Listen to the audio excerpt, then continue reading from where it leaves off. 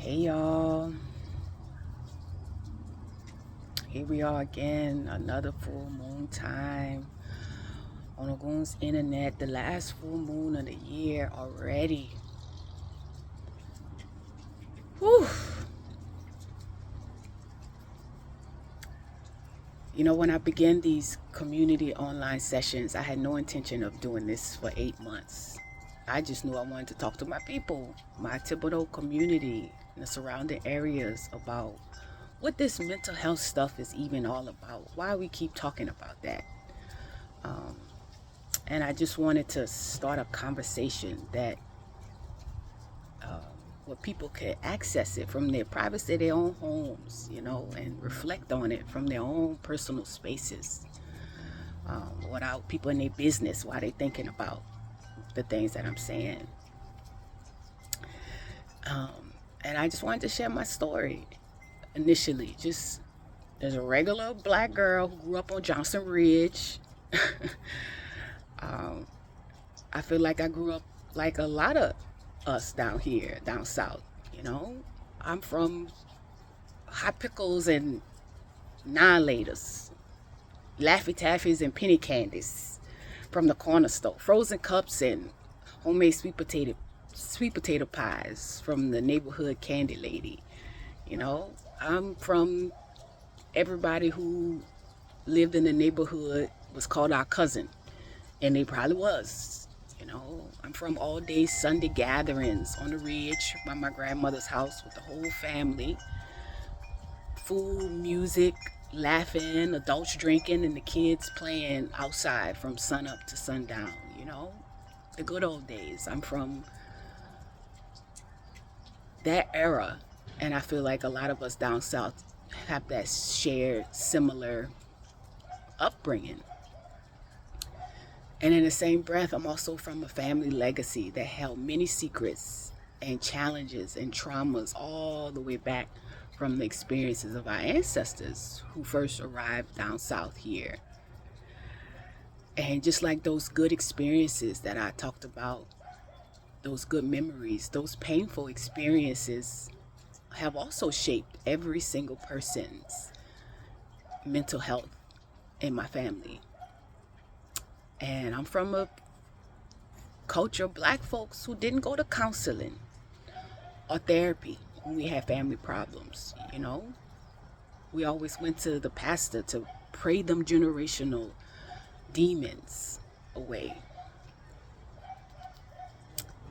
And although I'm still deeply rooted in my spiritual traditions in my own way, I could tell you that praying them demons away just didn't do it for me.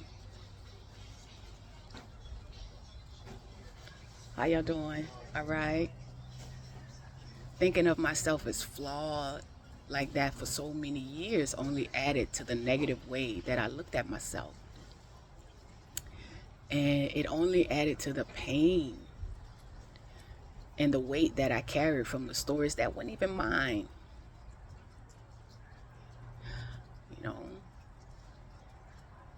And I'm also from a generation of kids who were raised by the prayers and intentions of our grandmothers.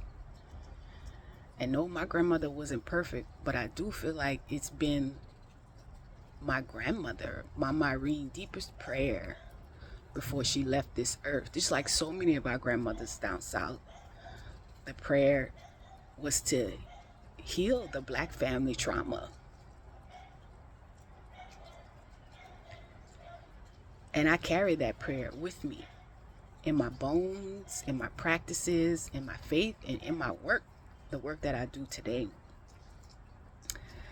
And so I'm not telling y'all something that I just studied in school. I'm telling y'all something that I live and I'm learning and I'm living every day, that we are not supposed to be doing this alone.